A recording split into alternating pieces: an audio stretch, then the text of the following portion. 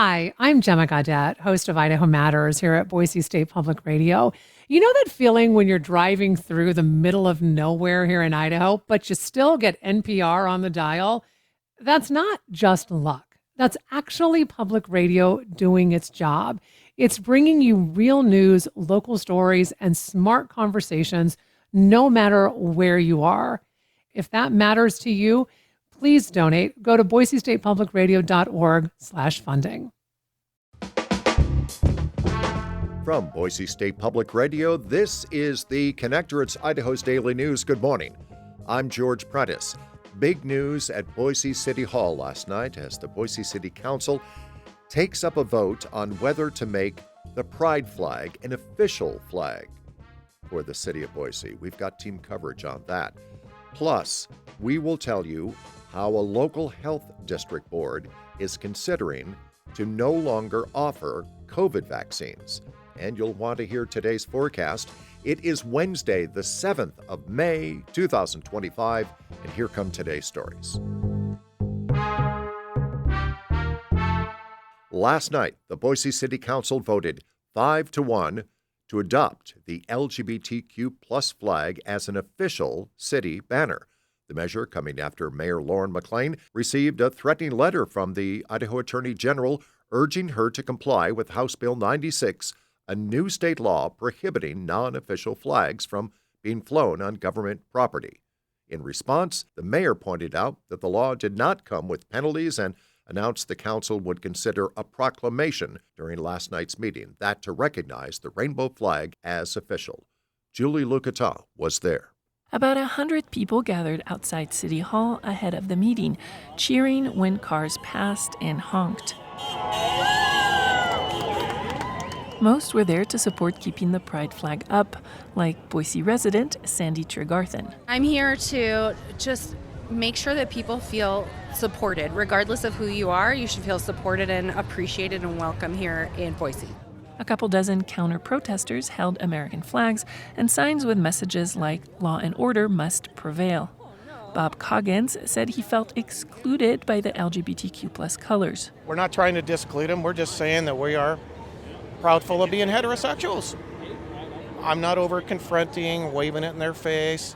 I'm just standing here voicing my opinion and my love for being a straight male in Boise, Idaho. Like many counter-protesters, Melody Osman said the pride flag was divisive and did not represent the majority of residents. She said the mayor should follow the new state law. Some people, it may be about faith, but for me personally, it's about government spaces trying to remain neutral and supporting and being a voice for everyone, not just a select few. All righty. Clerk, will you please call the roll? Corliss. Here. Halliburton. Here. Morales. Inside the packed city council chambers, the members discussed their vote without taking comments from the public. Okay, we're going to take a couple minute recess so that we can come back. Their discussion was repeatedly interrupted by an angry attendee before continuing without incident. You're a bunch of frickin' convicts. You think gay people are... Councilmember Meredith Stead pointed out the city had flown the pride flag for a decade, and removing it would not be a neutral gesture. It would signal a retreat from values we've long upheld and send a disheartening message to those who have found affirmation and belonging through its presence at City Hall. Councilmember Lucy Willits said her role as an elected official was to follow the law. I suspect the legislature will come in and it will slap a huge fine on the city of Boise, and Boiseans will have to pay it. She was the only vote against the resolution, saying the process did not allow for compromise. And that makes me sad. I know that people who identify with this flag want to be seen. I know that. I want you to know that I see you, even if I disagree with having this be an official flag. Council President Colin Nash sponsored the resolution. He said he hoped it would send the message that people can live authentically in Boise. We're in a fight against erasure, whether it's clawing back civil rights progress, whether it's just even acknowledging the existence of gay and trans people in public society. And the city of Boise is not going to be a party to that erasure. The mayor said she believed the proclamation would make the flag compliant with state law. For Halliburton. Yes. 5 in favor, 1 opposed. Motion carries. Speaking after the vote, audience member Joel Camacho said keeping the flag up made him feel safe. Most likely, if I bump into someone in the city, they're going to be accepting and welcoming of me and just of regardless of who I am. It's an amazing feeling, which apparently is a luxury sometimes. Outside, supporters of the flag reacted to the vote. And so did its opponents.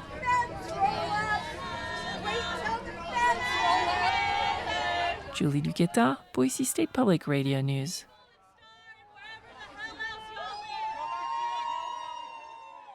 Abigail Moody contributed to this reporting. The new resolution now recognizes 3 official City of Boise flags, the city flag, the pride flag, and the Donate Life flag in honor of organ donation. Yesterday on this broadcast, we told you of a troubling spike in levels of COVID in Boise wastewater. After a relatively mild winter, COVID levels have risen tenfold over the past week and a half. Now we're learning that the Central District Board of Health is considering the possibility of not offering the COVID vaccine.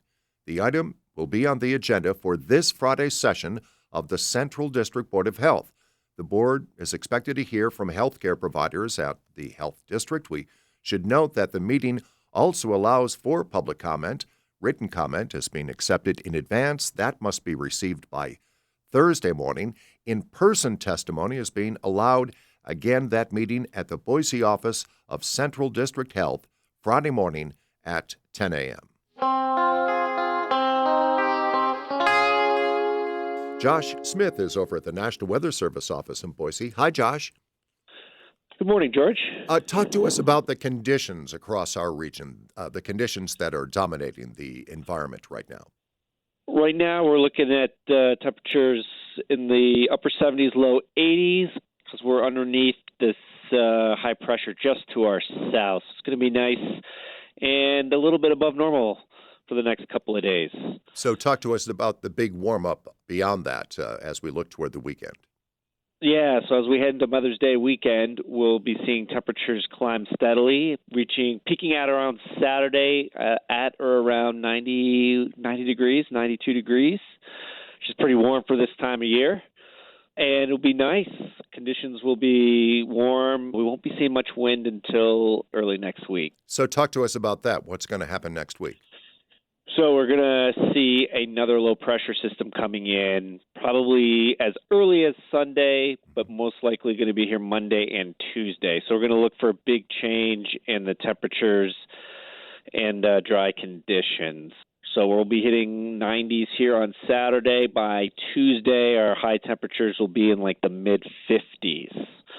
And again, if we do hit 90 or thereabouts, that will be close to a record? That is correct. 92 is the record set in 1940 on Saturday. We could definitely break that. Josh Smith is over at the Weather Service. Josh, have a great Wednesday. You too, George. And that is today's episode of The Connector. I'm George Prentice. We will see you back here on Thursday. To stay in touch with the news between now and then, check out BoiseStatePublicRadio.org or download the free Boise State Public Radio app. And thanks for listening.